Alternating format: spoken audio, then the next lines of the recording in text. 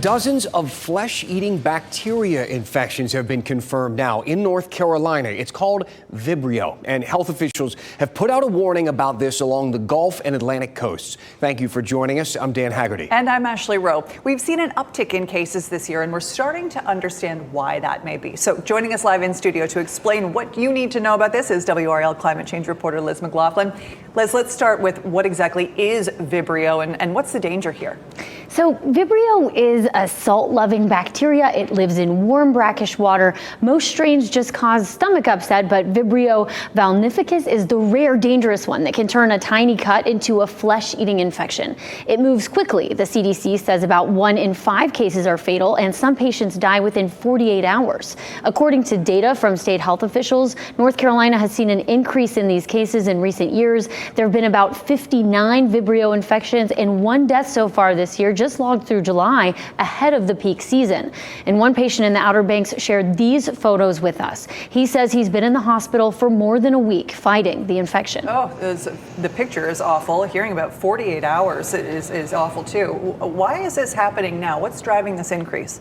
Scary stuff, and essentially the water is hotter than usual, and that's really the fuel. Sensors near Cape Hatteras have recorded mid-80s sea surface temperatures for more than 40 consecutive days. That's about 2 degrees higher than the 30-year average. So warmer water combined with just the right salinity really allows this bacteria to flourish.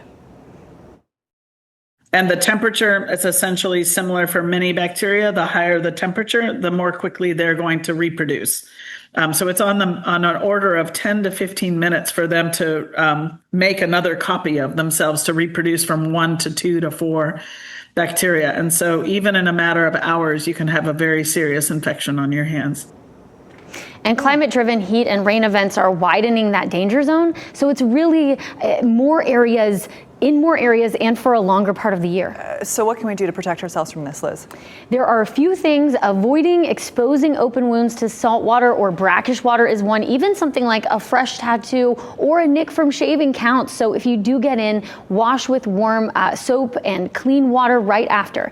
Vibrio can also be in raw seafood, so you can consume it or just touching it. So especially oysters, really cooking shellfish thoroughly is going to help. And early warning signs include redness, swelling, blistering around a cut within a day of water exposure. So if that happens, go to the ER and fast. Antibiotics and sometimes surgery are the only way to stop it. Oh, that is unnerving, but I appreciate all of the advice there. Thank you, Liz.